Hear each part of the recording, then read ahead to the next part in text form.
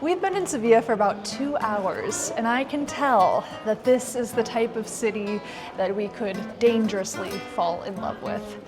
It's very different than what we've seen in Madrid in last week's episode.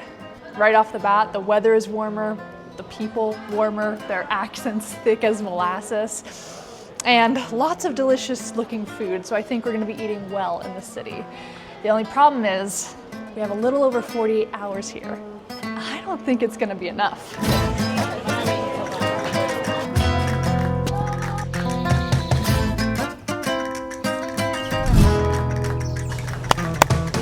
Sevilla sits in the heart of southern Spain, in a region called Andalusia. Everything you love about Spain, the flamenco, the tapas, the Moorish architecture, well, that image of Spain started here. Getting here from Madrid took us under 3 hours by train, and we're ready to start exploring.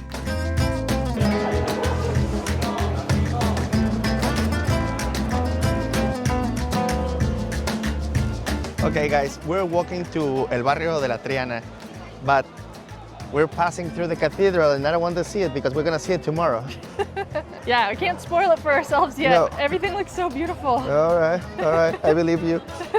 For us, it's a Sunday night in February when we arrive, and the families are out and enjoying the last few hours of the weekend. Tonight's plan is to take it easy, Sevilla style. Look at this. That's crazy. Wow. Over across the river is the neighborhood of Triana, a lively working-class neighborhood that has produced quite some famous bullfighters and flamenco dancers. And it is charming.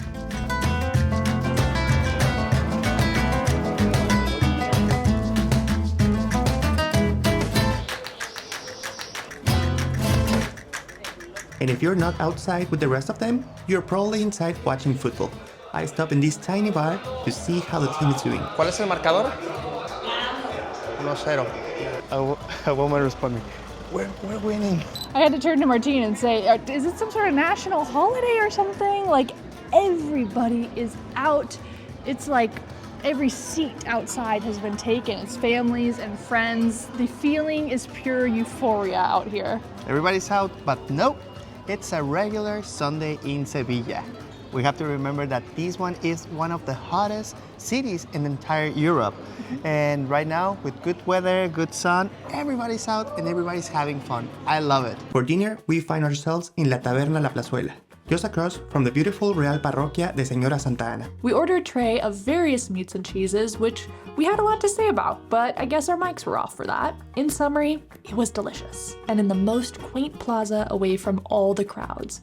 After we wander the streets of Sevilla a little more, passing intimate and spontaneous flamenco dancing along the way.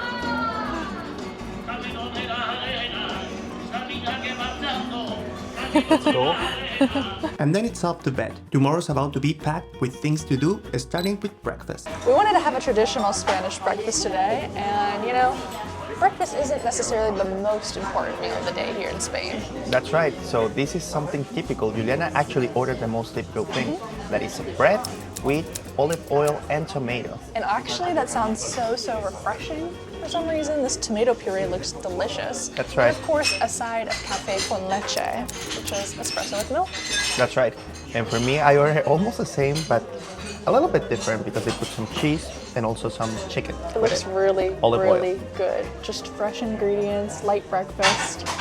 And what's the name of the place? Casa Funes. Yes, it's just right off of the main alley that everybody eats at here. And Santa Cruz is the name of the neighborhood, right? That's the neighborhood that I recommend you to stay. We're gonna explore around the neighborhood after we eat. This looks delicious and cheap too. That's right. Oh, yum. Surprisingly has a ton of flavor in it. I could eat this by itself. It's so yummy. In fact, I'm probably gonna need another jar of this. It's so good. Nice and pureed, perfectly salted, a little bit of garlic in there. This is a breakfast I could take back home with me. So this is that neighborhood of Santa Cruz we told you about. It's perfect for anyone who appreciates tiny winding alleyways, flower-covered balconies, and a good old walkable city center. That is most definitely us.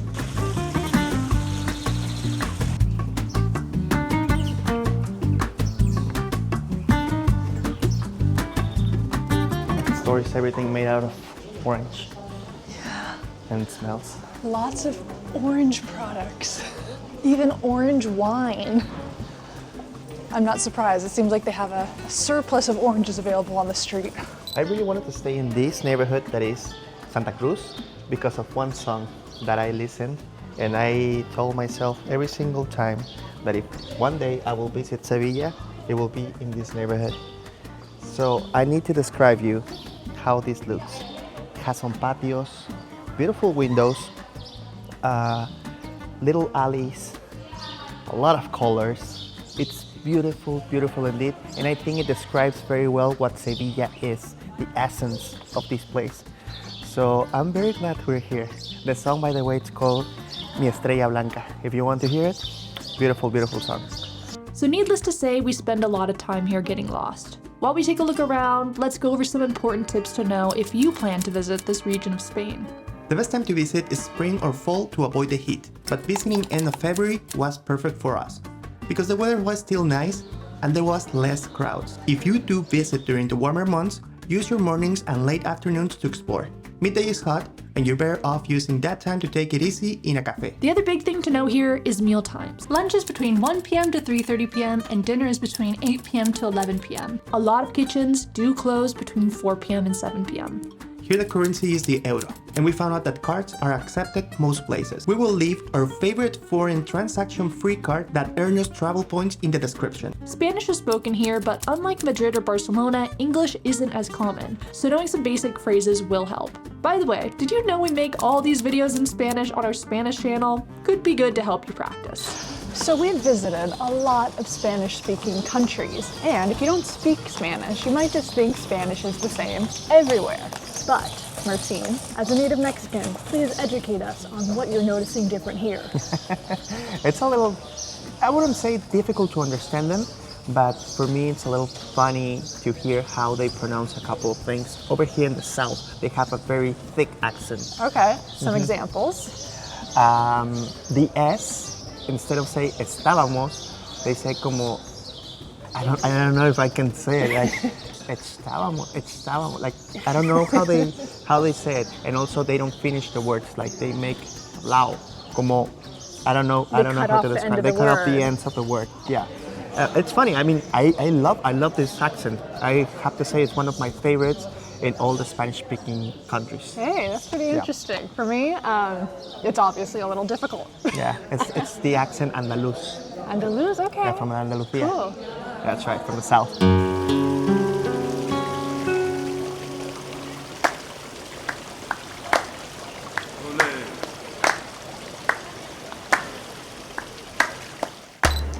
Time to visit another cathedral, you guys, but this isn't just any cathedral. It's the largest Gothic cathedral by volume in the entire world. This cathedral was the city's former mosque. It was converted into a Catholic church in 1248. So like many of the buildings in this city, you get the unique mix of a Moorish and Christian architecture. I love it.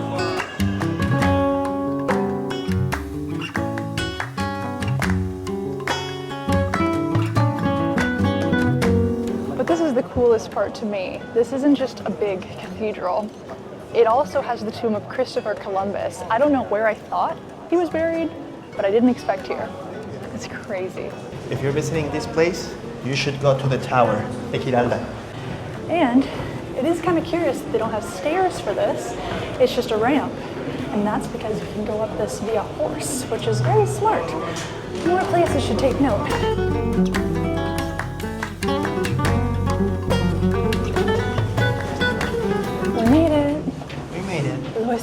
I can see the light. The view from up here is spectacular, and we even get to hear one of the bells chime. And that chime means lunchtime. So we go to Café Bar Las Teresas. Jamón hangs from the ceiling. Posters of bullfighters cover the walls.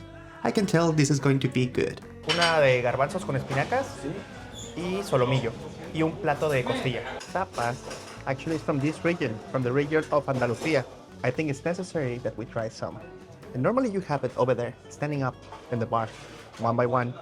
But because we think we're gonna be over here sometime, we grab a seat. We're gonna try a couple of things that they are from here. Espinaca, Perfecto, costillas. muchas gracias. Smells so good. Whenever we visit a new place, we always will look up a list of foods to kind of be on the lookout during our trip. It's kind of like a little scavenger hunt, so you never know when you're going to find them. And here we found 3 dishes we're super excited to try. The first is called espinacas con garbanzo. This is traditional from here and looks so good. I just asked them how we eat it. He said, however you want, right? You could put it on bread or with a fork, yeah. The next one is solomillo al whiskey. I think this is pork, right? And some sort of whiskey sauce with loads of fries on the side.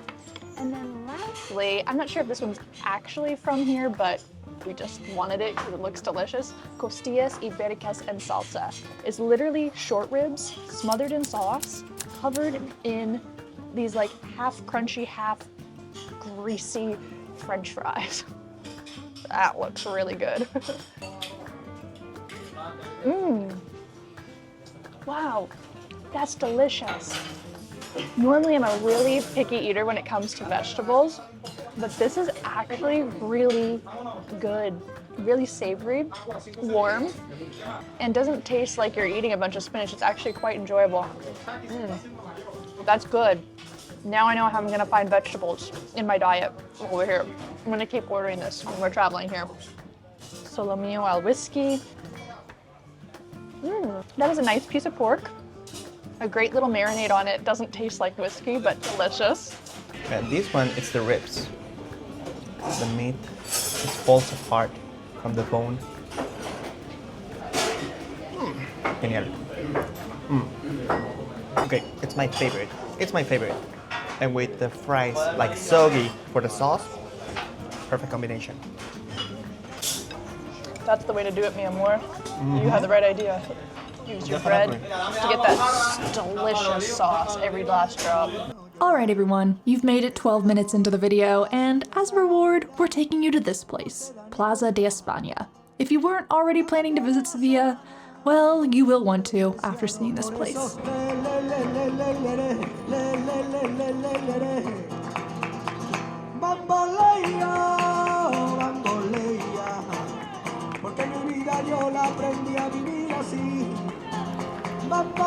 Wow, it's incredible. Porque mi vida yo la prefiero vivir así, como dice ahorita, bamboleira. Bamboleira. Porque mi vida yo la prefiero vivir así. ¿Y por qué? No, porque me da la gana. Bamboleira, bamboleira.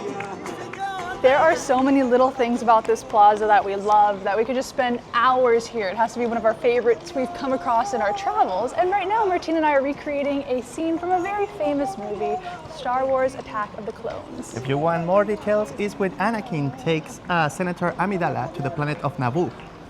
Too much details if you're not into Star Wars. But you know, this really does look like Naboo to me. Definitely. They built this place, I mean, it looks like it's centuries old, right? Really, really old. But they actually built it less than 100 years ago for the Exposición Iberoamericana. I don't know if they have an English name for that. 1 century ago, but it's beautiful. Like the materials, the symmetry, like it's such a beautiful place. Dang it. Well, you know what? It kind of did cure a little bit of my sadness about what happened. You know, our plans kind of got ruined tonight. That's right. We're supposed to have a flamenco dance class, have already booked something, and then it didn't work. Yeah, the instructor got sick. So we got to figure out something else to do in Sevilla in the nighttime. I think we can figure out something though. I know exactly what. Oh, I know that face. It's soccer, isn't it? We'll see. Was it football? Of course it was football, but also at dinner at Restaurante El Tres de Oro.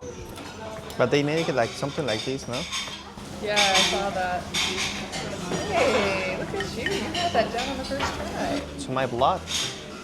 Technically way back, but yeah. So you guys know we're going to a game. But before that, we need some dinner. So we're having this right dish. For the ones that saw the video of Madrid, you guys know this is the second dish that we have like this in Spain. And it looks delicious. We want to dig in. This one is rice with beef cheek, which is a popular dish over here. So we're gonna dig in. Delicioso. Delicious. So, who have you taken me to see tonight, mi amor? Today we're watching Sevilla, one of the teams, of course, of the city, and it's playing against Mallorca. Over here we're in the stadium Sánchez Pizjuán. There's tons of people here. This should be a good time. Yet another city we can cross off our list of experiencing the football culture. Definitely. This is already a different game than what I have seen during our travels. For starters, the team has an anthem they sing beforehand. And is this not the most Sevilla-style football anthem you've ever heard?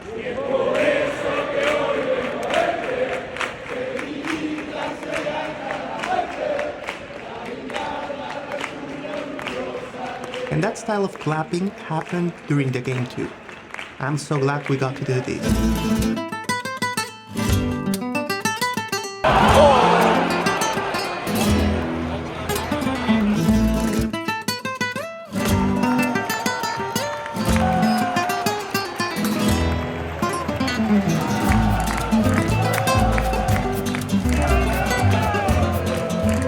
Okay, that was actually really awesome. I think Sevilla has a lot of identity with their fans. I love like they using the clapping, I love the anthem, I love everything about the stadium. I love when we're traveling and we find little pieces of culture in places you wouldn't expect. It's my favorite thing. By the way, guys, if you are wanting to visit and go to a game yourself when you're here, or if you're interested in just like purchasing tickets to enter places, That's right. tour recommendations we Museums, have, hotel experience. recommendations. We leave so much information in the description of our videos, you guys. We also have a vlog that goes into way more detail. So check out the description for some goodies if you are planning your own trip. Now, we got another 24 hours ahead of us. Let's go to sleep because tomorrow it's gonna be a great day in Sevilla.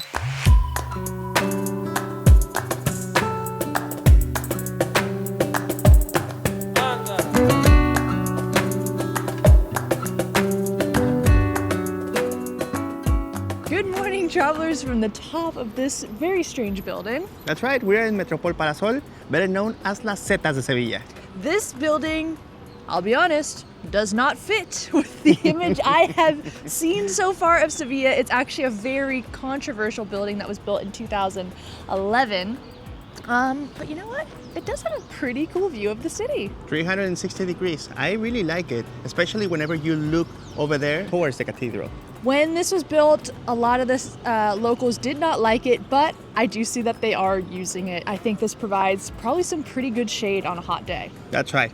And also, if you try to come over here, I recommend you to come early in the morning. They open at 9:30 or late at night. Actually, this is one of the best places to watch the sunset. And when Martín told me that, I was like, okay, we've seen a lot of sunsets in our life. Then when we were coming in, I saw that there's this crazy light show that happens at night. The entire thing lights up. We can't make it tonight, unfortunately, because, well, not unfortunately, it's great fortune that we have a little flamenco on our itinerary that we were able to fit in. I think it's gonna be a good spot, you guys. Yes. Anyway, the cost to come up here, I think, was 16 euros per person. It was 16 euros per person. And includes Wi-Fi, includes an audio guide, and includes a thank you. And a bathroom access. And a bathroom access. Actually, I could use before we go to our next spot. The Wi-Fi. It says that. After taking advantage of all the amenities available to us, we walk a few blocks to Palacio de Las Dueñas. This property was built in the 15th century and is a fantastic example of how Renaissance style blends with Gothic and Moorish influences in this city.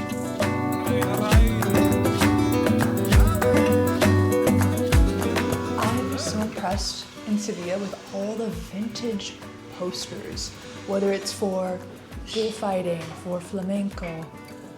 And now I want to decorate our house with a bunch of them. They're so interesting to look at. The cost to enter this place is 13 euros. At first I thought it was a little expensive because it's only one big house, but no, it's totally worth it. It's beautiful every single corner of this place. So I will recommend you to spend at least 2 hours to be in this place because it's beautiful and it has a lot of history. It's one of the best examples of the architecture and life in Sevilla. Beautiful. Y media con hueco. this place is packed, but all with locals before go to work. So it looks like a good place. What I love about this place is the authenticity. Over here, the bar yells at the kitchen whenever they want something, and the kitchen yells at the bar whenever they want something. It's amazing. Martín and I, we skipped breakfast this morning because we had too much to do. And as we were walking to our next spot, we stumbled upon this little place, and I'm so glad we did because the sandwich looks delicious. Fresh squeezed orange juice. It's called Comercio. It's been here since 1904. And this wasn't even on our radar of places to go to, but I'm glad we found it. It's a cool place.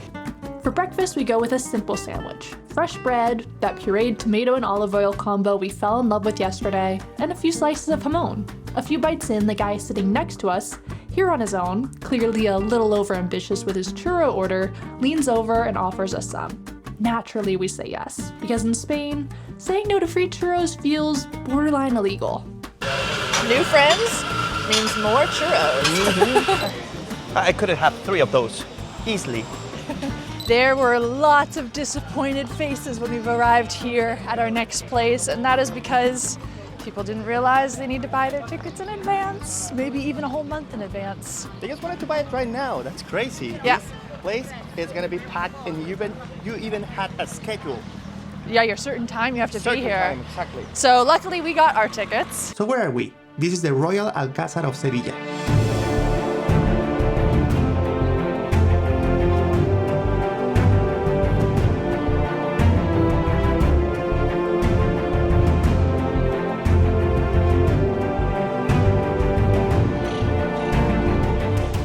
This is one of the oldest active palaces in the world. It was built in the 10th century, back when there was Muslim rule still in the city, which is why it has some very, very unique mix of architecture with so much Moorish influence.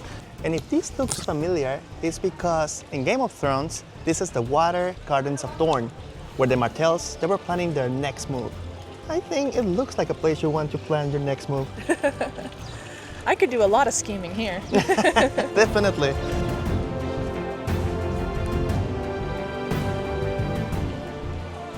As Juliana said, not a bad place to plan a conspiracy. Beyond the palace itself, the gardens stretch on for what feels like forever. There's fountains, orange trees, and a labyrinth that just goes on and on and on. Wait, Juliana, I want to show you something. So you know the magnitude of the place that we are. We only been here. Wait, look, where? These, and right now we're in the maze that is over here. Oh. Look the size of the gardens. Hello, you. You're so perfect. You're so spoiled to live here. And they have a cat. I could definitely move in here. This place is impressive.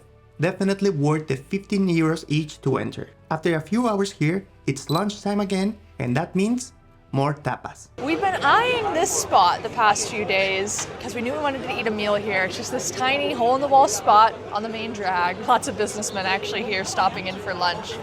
And we're escaping the rain because all of a sudden there's a downpour, and I thought the rain in Spain falls mainly on the plain, but apparently that's not the case. We're gonna tapear our way through this place, but there's one special thing on the menu, and you can find this a lot of places here in Sevilla.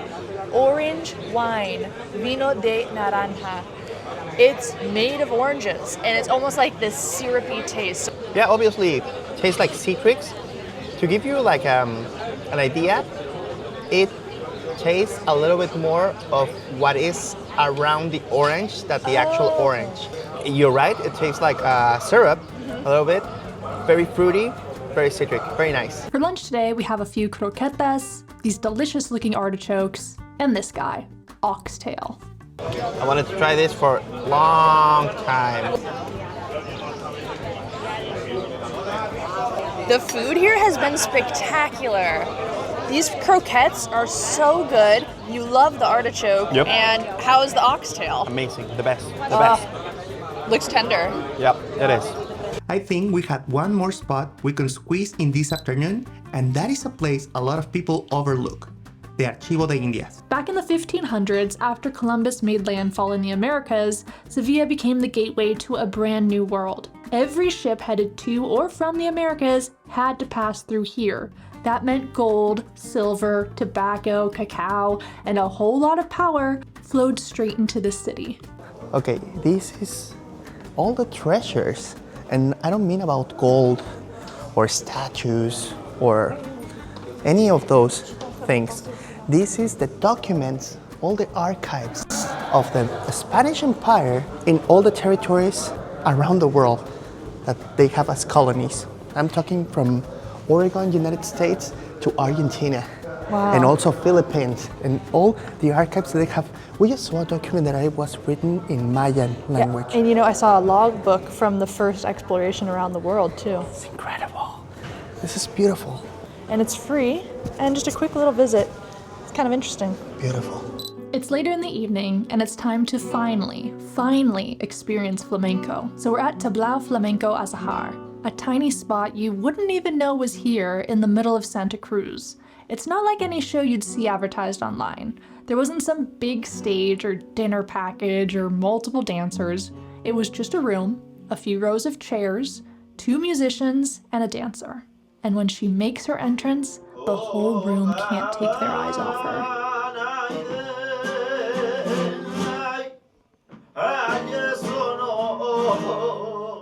Flamenco was born in southern Spain, right here in Andalusia, out of a mix of cultures, Romani, Moorish, Jewish, and Andalusian. It started in the streets, in kitchens, in courtyards, and it was never really meant for big theaters. It's actually quite raw and personal, like a way of expressing joy, pain, loss, or things that didn't fit neatly into words.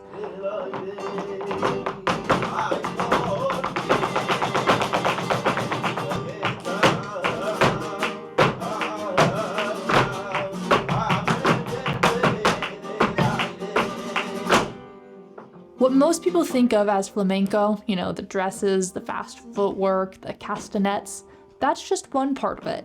Real flamenco isn't always beautiful. Sometimes it's jagged, sometimes it's uncomfortable. It's more about duende, that moment when something inside you stirs even if you don't know why. And in a room this intimate, where the dancer is quite literally a foot away from us, where you can tell the audience is too afraid to even take a sip of their wine or move at all, the duende is palpable.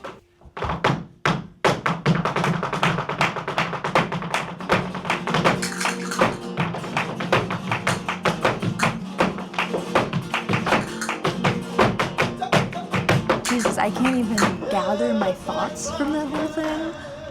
Having studied tap dancing for 18 years, I feel like everything I learned is here. And then flamenco is like, wow, way up there. The way that they could find beats that I didn't even know existed, the way that the musicians not only were playing their instrument, they were using their feet and their hands.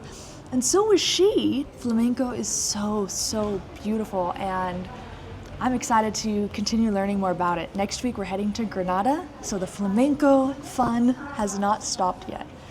And the best part about that place was that it's just hidden in this little alley. It's the most intimate setting. You can feel, I literally felt a piece of her sweat hit my face. That's how intimate it was. Definitely the highlight of our time in Sevilla so far, and it almost didn't happen. That's crazy. We'll leave a link down below if you guys are interested in this spot. Just wow. But we have one more dinner left, so let's figure out where we're eating tonight.